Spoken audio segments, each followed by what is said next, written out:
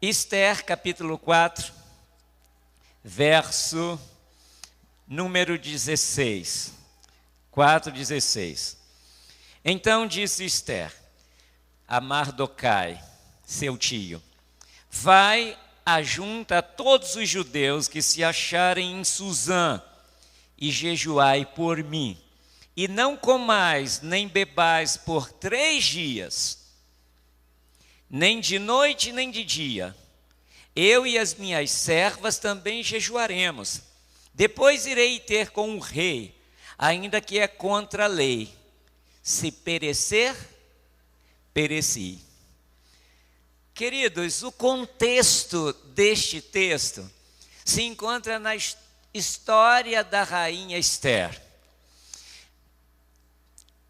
No ano 530 e poucos da era antes de Cristo, havia um poder chamado, um império no mundo chamado Medo-Persa. Eles haviam conquistado o domínio que antes exercera o Império Babilônico. Quando Babilônia chegou ao apogeu e conquistou muitas daquelas regiões que nós considerávamos na época região habitada por seres mais civilizados, poderíamos dizer assim, se é que podemos dizer que isso é civilização, porque os outros também eram. Mas o mundo mais conhecido de então foi dominado pelo Império Babilônico. Uma das coisas que eles fizeram foram levar alguns cativos para a Babilônia. Primeiro numa leva de 10.000 pessoas, e Daniel foi junto. Posteriormente, Israel se rebelou e eles vieram e destruíram Jerusalém, o templo, vocês sabem a história. O Império Babilônico esteve em seu apogeu aproximadamente por 70 anos, período que durou o cativeiro de Israel. Porém, Babilônia se enfraqueceu e a Medo-Persa tomou o seu lugar, o Império Medo-Persa. E sabe, queridos, muitos dos judeus, quando terminou o cativeiro, não voltaram para Jerusalém, para Israel. E entre esses um homem chamado Mardoquai, que continuou ali em Babilônia, e também a sua sobrinha Esther, que ele criou como filha. Daí, irmãos, o rei Assuero tinha uma linda esposa, rainha. E um dia ele estava numa festa e bebeu demais. Beber é sempre um problema, irmãos. Por favor, vamos lembrar do texto bíblico que diz que aquele que é vencido pelo vinho não é sábio. Não tome nada que seja alcoólico, irmão, mesmo que seja um pouquinho. Mesmo um remedinho que tem álcool, como aquele que a gente usa para a garganta, aquelas gotinhas como própolis, compre-o sem álcool. Álcool nunca é bom. Mas esse homem, então, estava muito feliz, mas uma felicidade falsa, produzida pelo álcool. E ele falou para Vaxi, sua rainha: olha, se apresente em público e mostre toda a sua beleza para meus súditos. E Vaxi se sentiu agredida, porque essa apresentação, irmãos, não era assim uma apresentação comum para exaltá-la, era com pouca roupa para mostrar sua beleza, toda a sua sensualidade. E essa mulher falou: eu não vou me expor desta maneira. E o rei ficou extremamente irado e perguntou aos seus sábios o que ele deveria fazer. Eles falaram para o rei: rei, imagina o senhor se todas as mulheres se tornarem rebeldes e não obedecerem mais seus maridos. As mulheres não estão gostando dessa história, né? Como vai ser? Imagina o senhor, o imperador do Império Medo-Persa, poderoso, manda a sua esposa fazer algo, ela não faz. Se a sua esposa não te obedece, que outra esposa no império vai obedecer seu marido? Então, rei, se quer nosso conselho, que ela perca o cargo de rainha e que não vá mais à sua presença e que não seja mais sua esposa. Dê carta de divórcio a ela, acabe com ela, coloque ela no anonimato. Isso daí é para incentivar vocês a doarem. Eles planejaram que durante o culto fariam isso. Obrigado, queridos. Queridos, então imaginem vocês, essa mulher rebelde que não obedece o marido, e ela perdeu o cargo de rainha, a posição de esposa, perdeu tudo e caiu no anonimato, foi mandada embora, deve ter voltado para sua terra, para a casa dos seus familiares, perdeu tudo. Que mulher de caráter, não? O mundo precisa de mais vastis, que não se compram nem se vendam. Mas não é sobre ela que quero falar. Só que o rei ficou sem rainha, sem esposa. E aí alguém deu uma ideia para ele: por que o senhor não faz um concurso de Miss Império Medo-Persa? E a mulher mais linda, que o senhor se sentir mais atraído, então o senhor escolhe como esposa. E daí, irmãos, eles saíram por todo o império procurando mulheres bonitas. E aquelas mais bonitas, mais atraentes, mais prendadas, eram trazidas então para se prepararem, receberem tratamento, cultura, para que fosse uma rainha. E Esther, a sobrinha de Mardoquai, que era judia, de uma família simples, de praticamente, poderíamos dizer, de súditos escravos, que haviam sido trazidos de Israel, de Judá, então também foi escolhida por sua beleza, sua delicadeza. Elas foram tratadas durante um tempo, e quando elas estavam bem preparadas, em todos os aspectos, elas eram trazidas para que o rei pudesse conhecê-las. E quando então o rei conhecesse todas elas, escolheria uma. E sabe, queridos, de todas elas, o rei escolheu Esther. Vocês não acham isso muito interessante? Havia tantas moças, porque o rei escolheu Esther. Será que essa escrava, essa jovem, era mais atraente do que todas as outras?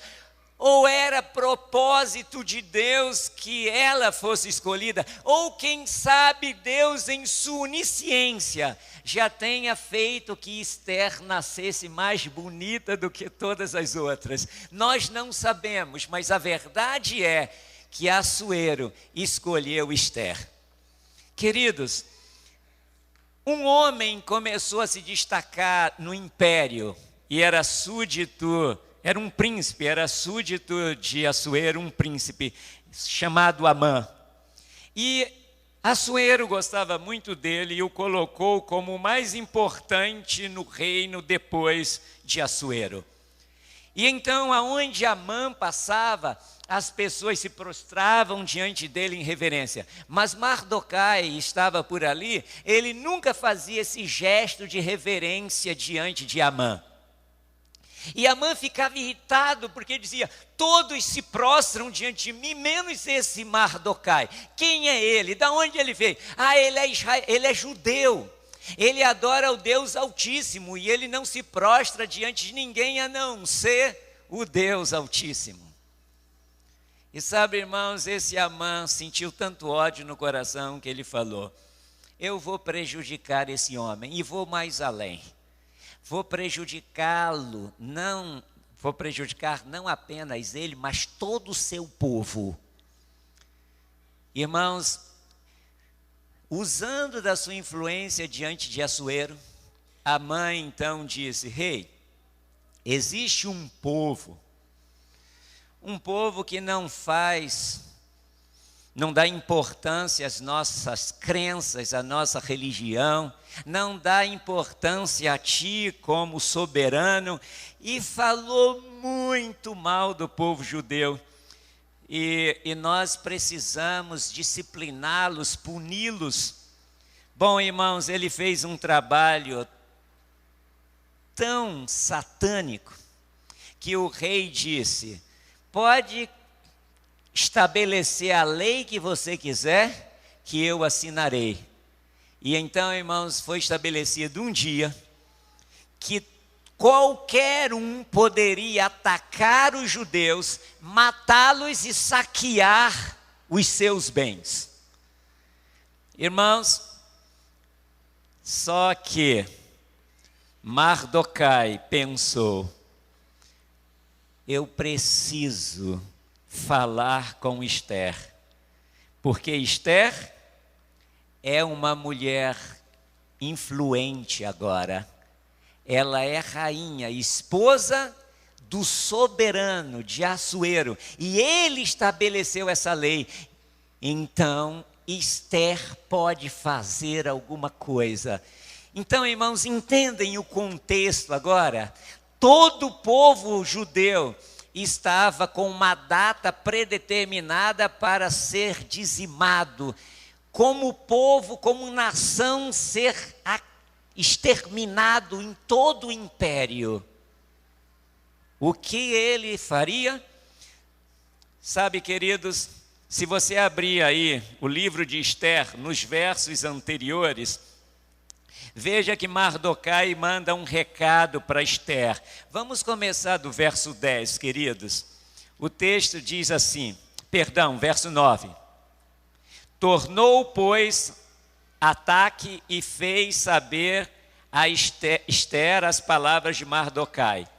Então respondeu Esther a Ataque e mandou-lhe dizer a Mardokai: todos os servos do rei e o povo das províncias do rei sabem que, para qualquer homem ou mulher que, sem ser chamado, entrar no pátio interior para avistar-se com o rei, não há senão uma sentença, a de morte, salvo se o rei estender para ele o cetro de ouro, para que viva.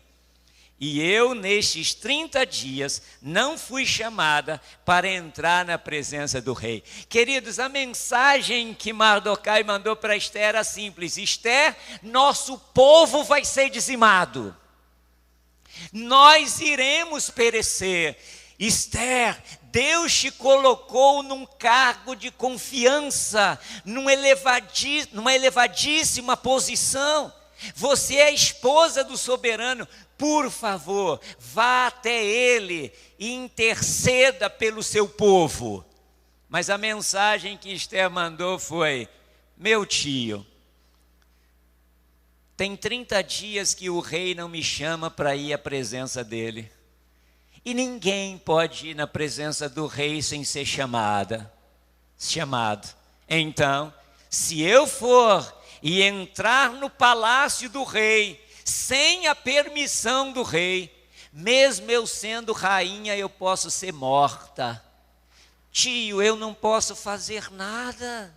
O que eu posso fazer? O rei não me chamou, eu não fui ainda à presença dele, eu não tenho o que fazer. Irmãos, olha a resposta então de Mardokai diante da recusa de Esther. Vejam o verso 12. Fizeram saber a Mordecai as palavras de Esther. Então lhes disse Mordecai que respondessem a Esther o seguinte: não imagines tu que por estares na casa do rei, só tu escaparás entre todos os judeus. Porque se de todo te calares agora, de outra parte se levantará para os judeus socorro e livramento, mas tu e a casa de teu pai perecereis. E quem sabe se para tal conjuntura como esta é que foste elevada a rainha? Então disse Ester que respondessem a Mordecai: vai, ajunta todos os judeus que se acharem em Susã e jejuai por mim, e não comais, nem bebais, por 3 dias. Nem de noite, nem de dia mas jejuem. Eu e as minhas servas também jejuaremos. Depois irei ter com o rei, ainda que é contra a lei. Se perecer, perecer. Quando Ester disse a Mordecai, falando: olha, o rei não me chamou, eu não posso ir à presença dele. Mordecai foi firme e falou assim: você está pensando que só porque você está na posição que está, você vai se livrar? Saiba de uma coisa, Ester: se você não for um instrumento de Deus para a libertação do seu povo, para o salvamento do seu povo, Deus tem um plano B. Deus vai encontrar outra pessoa, Deus vai encontrar socorro em outro lugar. Mas saiba de uma coisa: você e sua família vai perecer por desobedecer os propósitos que Deus tinha para a sua existência. Irmãos, essa mensagem não é poderosa? Deus nos trouxe a esse mundo e Ele tem propósito para que possamos cumprir aqui. Você está vivendo no auge da história. Nós estamos vivendo no período em que o próprio Deus virá a essa terra buscar sua igreja. Nós estamos vivendo no período mais solene da história da terra, quando a última mensagem de advertência está sendo dada ao mundo. Existe um anjo voando pelo meio do céu, dizendo em grande e alta voz: temei a Deus e dai-lhe glória, pois é chegada a hora do seu juízo. Sabe o que Deus está falando para a sua igreja nessa manhã? Se você, igreja, não for fiel, eu tenho outro plano. Eu usarei outras pessoas, mas vocês se perderão. Sabe, queridos, deixa eu falar uma coisa para vocês. A igreja de Deus é muito amada por Ele, mas a igreja existe pela missão, e a missão é mais importante que a igreja. Sabe por que Deus estabeleceu a igreja? Porque Ele tinha uma missão. A missão vem antes. Então, o propósito da igreja existir é para cumprir a missão de Deus neste mundo. Qual era a missão de Ester? Ser esposa do imperador? Do rei Assuero? Ah, não, irmãos, Deus tinha muito mais. Mas sabe o que estava acontecendo com Ester e que pode acontecer conosco? É estarmos num patamar de segurança e conforto. Ester estava segura, ela pensava: eu sou a rainha, a mulher mais poderosa do império. Ester poderia se sentir tão confortável pensando assim: a mim não vai acontecer nada demais. Sabe qual é o nosso problema como igreja? É parecido de Ester. Eu estou salvo, que beleza, já conheço o Evangelho. Eu conheço o Evangelho eterno, eu já tenho o privilégio de fazer parte do povo de Deus, eu estou confortável. Mas Deus fala para nós: se você não cumprir sua missão, eles encontrará outras pessoas que cumprirá, mas você se perderá, Ester. E ele fala também: vocês se perderão como igreja.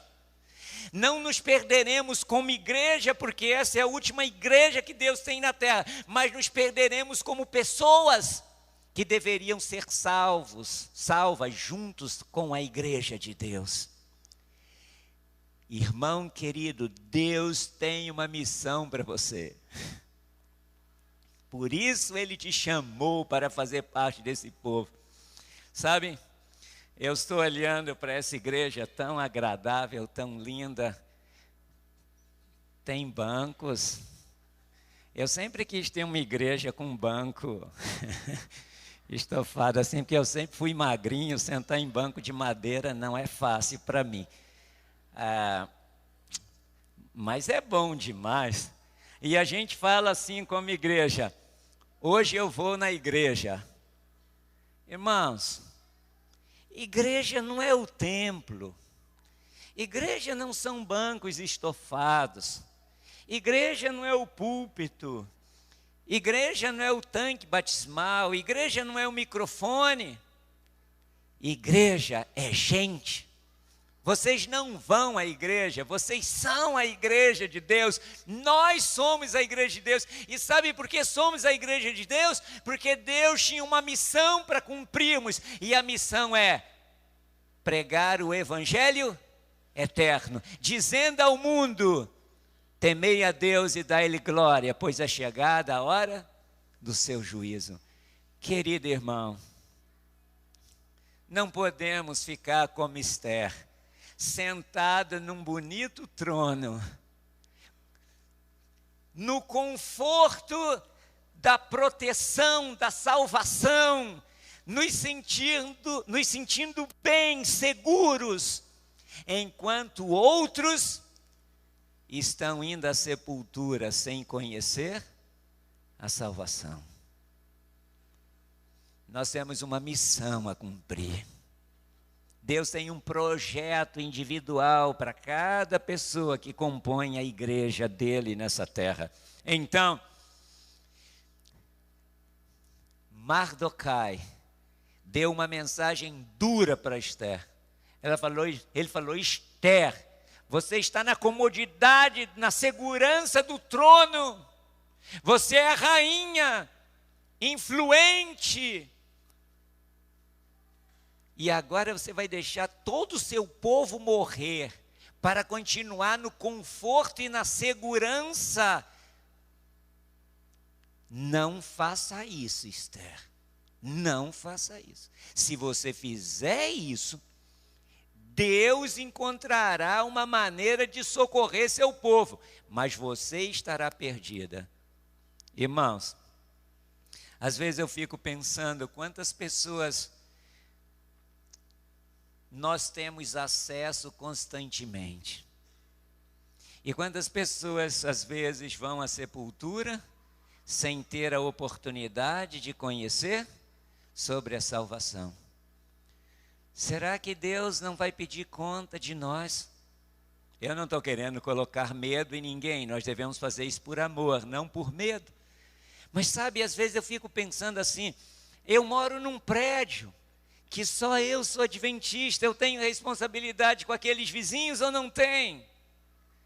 Você trabalha no emprego, você conhece pessoas ali, convive com elas. Quantas oportunidades você já teve de falar sobre a salvação em Jesus? Você já falou? Irmãos, e se essas pessoas morrem sem ouvir? E nós estivemos tão próximas delas. Deus tem uma missão para você cumprir. E quando Esther foi impactada com a mensagem de Mordecai, então ela mandou um recado de volta dizendo assim: por favor, jejuem e orem comigo ao Deus Todo-Poderoso. Não comam nem bebam. Façam jejum, eu acho que é só comida. Mas, ou bebida também, o que lemos aí? Não bebais, irmãos, era um sacrifício enorme, porque não comer é fácil 3 dias. Agora, bom, não é tão fácil assim, mas é mais fácil. Agora, ficar 3 dias sem beber, veja, irmãos, que era uma maneira de se humilhar diante de Deus, se postar diante de Deus e pedir misericórdia, compaixão. E ela disse: orem comigo, eu, como rainha, também vou fazer isso, e vão fazer isso também todas as minhas servas. E eles jejuaram e oraram, e a mensagem foi: eu irei diante do rei, mesmo que ele não tenha me chamado. Se perecer, pereci.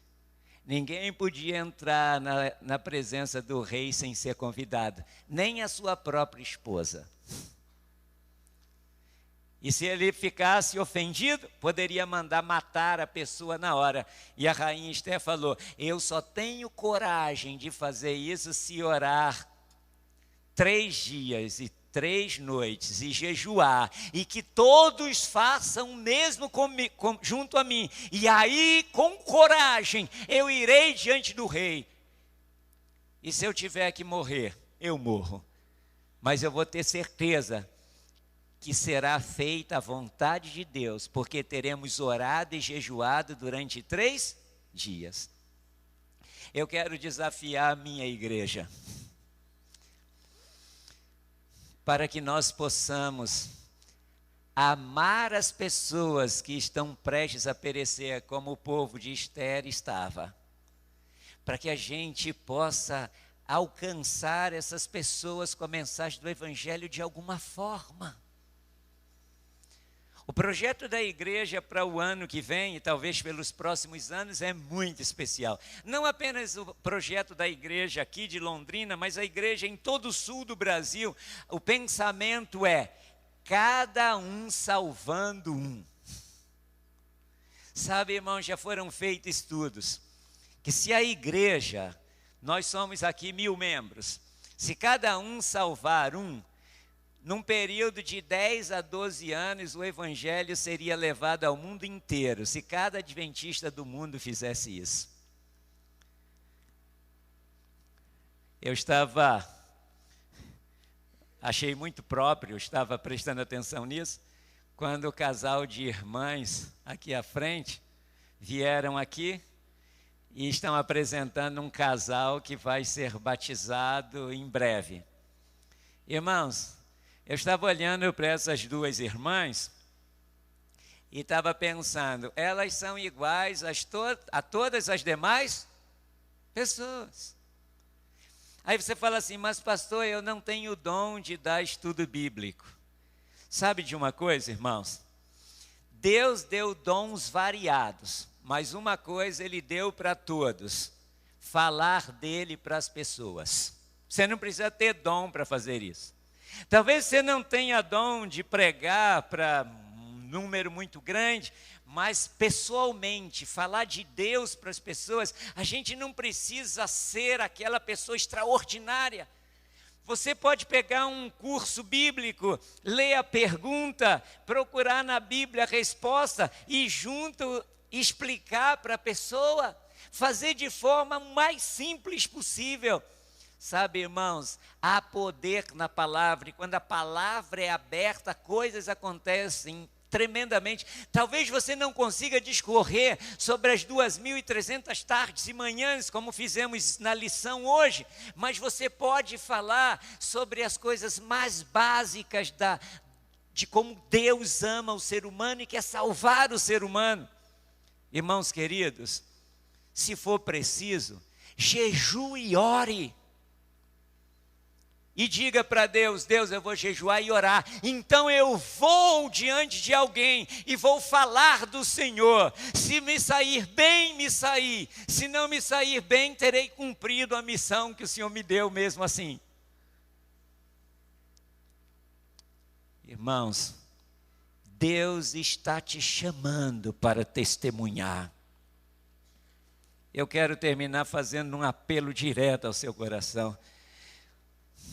Deus não lhe chamou para cada semana vir à igreja, se assentar nesse banco confortável e assistir um sermão. Deus quer mais do que isso para a sua vida. E eu quero lhe dizer uma coisa, querido: é possível que, se você pense em igreja apenas como uma reunião semanal, em que você se assenta diante de um grupo de pessoas, você canta, ora, depois ouve um sermão e vai embora. É possível que vai chegar o dia que isso vai se tornar tão maçante, tão desagradável, tão intragável, que você não queira mais fazer, não vai querer mais fazer.